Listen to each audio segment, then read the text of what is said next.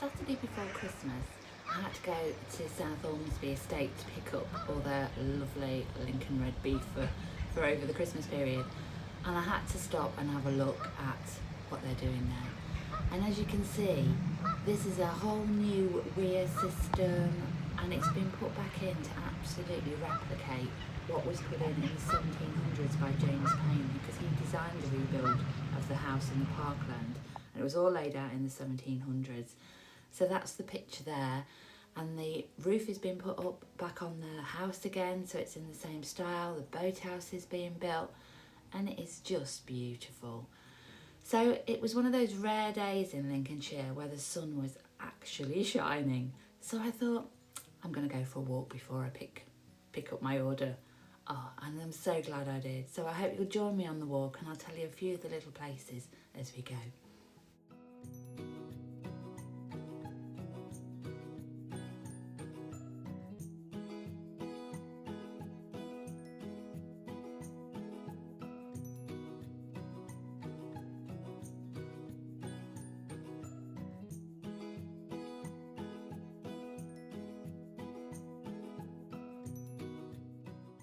Now the cattle are mob grazed, so they're out all year round, but they do have supplementary silage that's grown on the estate. But I love their little faces. They're such kind animals, really placid. But for those with the eagle eyes, if you look carefully, all around them there were flocks and flocks of pied wagtails. Some were even sitting on the couch. You can see them hopping around the feed hoppers. So, and to see the flocks as they move and they come back and they swirl around, it was really pretty.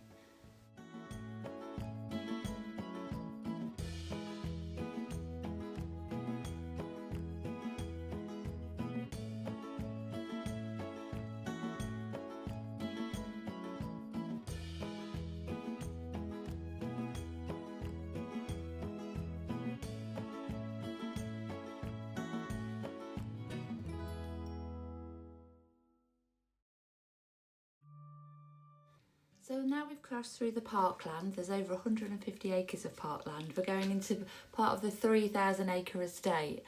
All these beautiful footpaths are open to anybody to use, but we're looking down now across the moor. And it is really, when you see those big blue skies, you can hear the birds. It really is quite a magical place. And today, the dewdrops on the actual crops, the way the sunlight was hitting them, they weren't just glistening like diamonds today. There were actually colours in them. So there were reds and yellows and oranges and greens, all reflecting in the light. So really, really peaceful and a really mindful walk.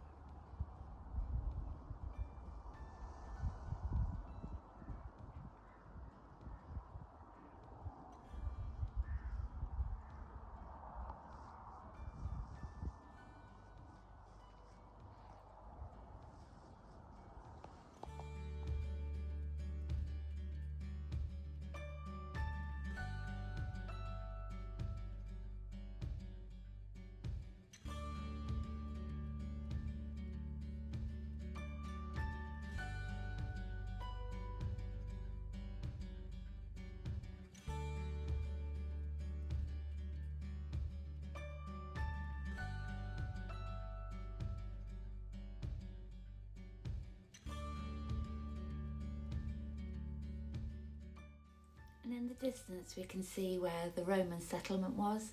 The Bluestone Heath Road winds its way across the tops there towards Thetford and along. And the history is amazing in this place. We come along, we've got High Farm, Low Farm, we've got, we're going to go past Campaign Farm, and these are all famous from the Battle of Winceby. Cromwell's men were purported to have camped here before the battle and also dined in the hall. So as you're walking along, all you can hear is birdsong. You're in the middle of nowhere with this beautiful scenery. That's Campaign Farm there. And you can just imagine the men on the horses getting ready to go to battle. I know my granddad used to tell me when I was little that if you sat still and you listened hard enough, you'd hear them on the day. Also, there's so many birds around. My camera photographs aren't great, but we see buzzards, we see red kites, and the calls they give, that little mewing call, is quite, it kind of brings back some sort of primeval feeling inside. But yeah, beautiful, beautiful scenery.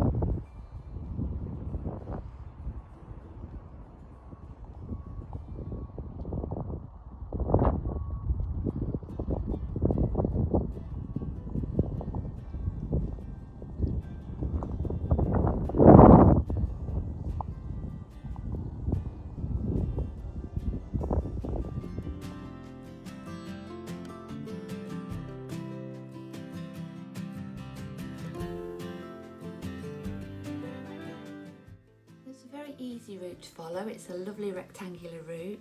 So off to the right is Osterdale. We're heading down now to Hardens Gap, and spanning along our horizon we've got Warden Hill, Cloven Hill and Red Hill. Lovely evocative names of days gone by.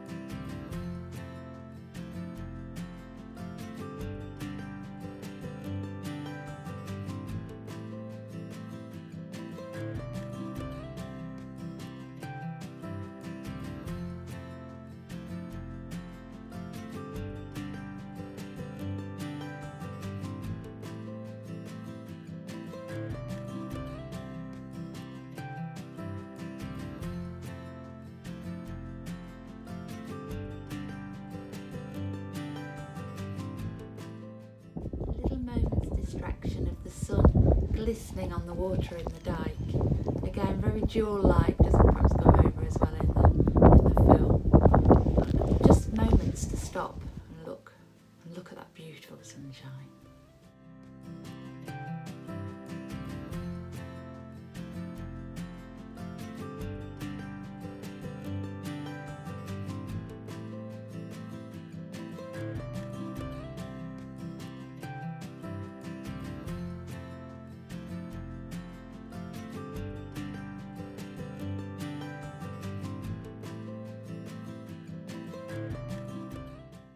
Heading up the road now, it's a beautiful quiet road. All I would say is when you walk in it, just remember it is a road, because it's so easy to get lulled into forgetting.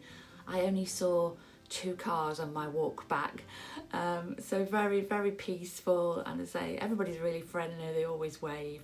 A great place to be.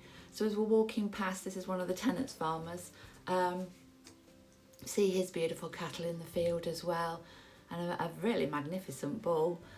And then just enjoying again the wildlife and the trees as we go the gentle slope back up towards the South Ormsby Hall.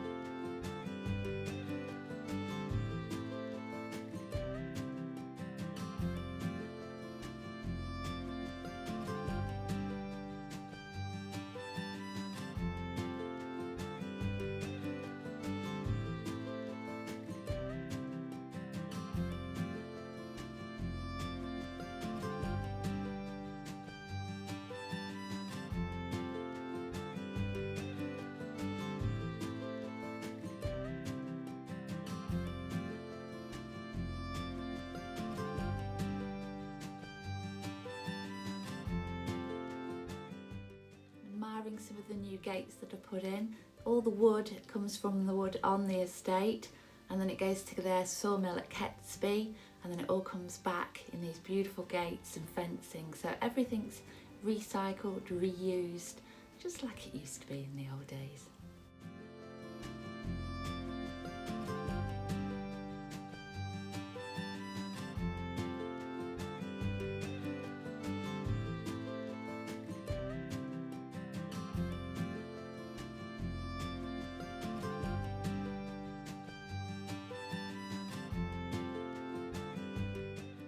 Eagle-eyed if you spot the little lady pheasant there hiding. She blends in so well with her surroundings. And then I had a little magical moment when a kestrel was swooping in and out the hedgerow top. He came right around me a couple of times and then swooped back around, not frightened at all, just giving his little call as he went.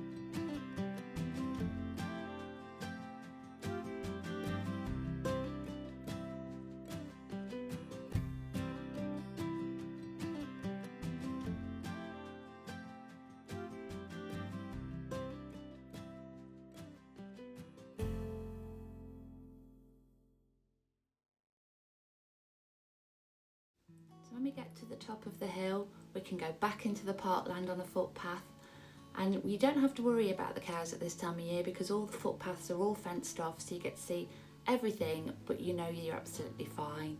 And it was really interesting because this was the weekend after the Storm Dara, and the losses were very minimal, I felt, for the age of some of the trees. There was one big branch down, but it just shows how well the arborist has been working within the estate. He's been checking all the trees, and the replanting that's been going on as well.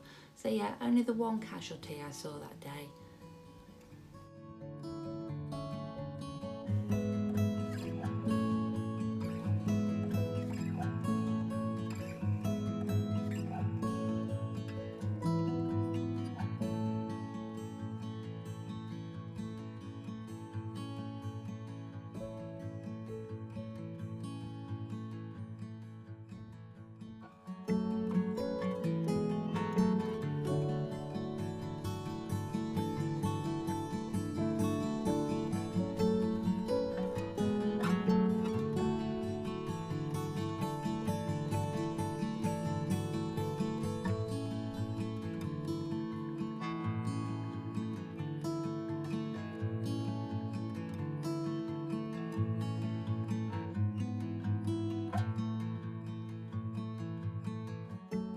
Lots more red kites. Everywhere I looked they were circling, and to see them on the thermals in that beautiful sky, and then to look across and see all the work that's been done on the hall.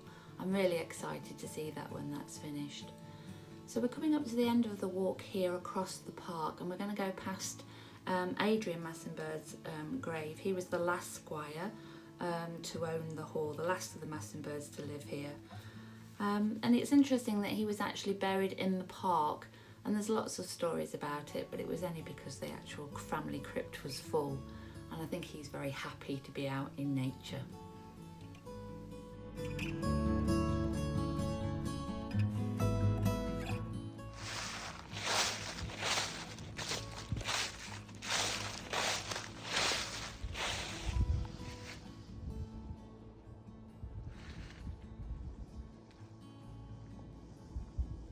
So from Adrian's grave, you can see the church there, and it's really sad because a lot of the tower has actually collapsed. But it's one of these conundrums. John and Jan, who own South Ormsby Estate, were happy to help, but it's actually owned by the Church of England, and this is the same scenario for Gumby. So there's this sort of, position where the churches are falling down. The landowners surrounding them would really like to help, but the Church of England don't seem to be doing anything about it, though I've been told that they have managed to get a grant from the Church's Trust. So I'm hoping that this one is going to be rescued, because it's quite an important building and it is listed, so fingers crossed, but it seems to have been sat there for an awful long time like this. But I suppose people don't go to church anymore. It's a kind of really sad state of affairs.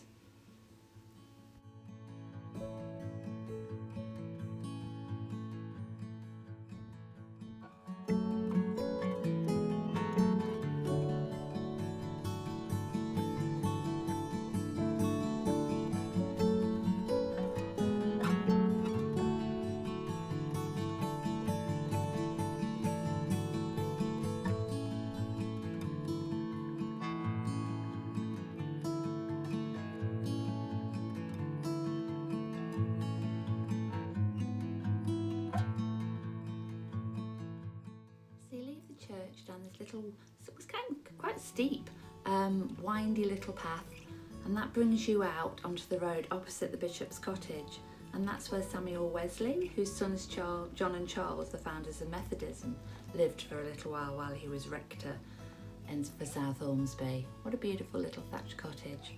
And then to your left is the old schoolmaster's house, which is beautifully kept.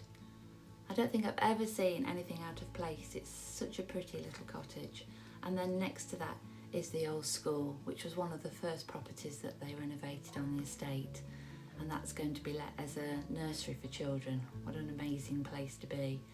So we're wandering back up the road now with the hall on our left, past the old post office, and back to Sheepdip Paddock, where you can park your car. That's where the little walker's hut is.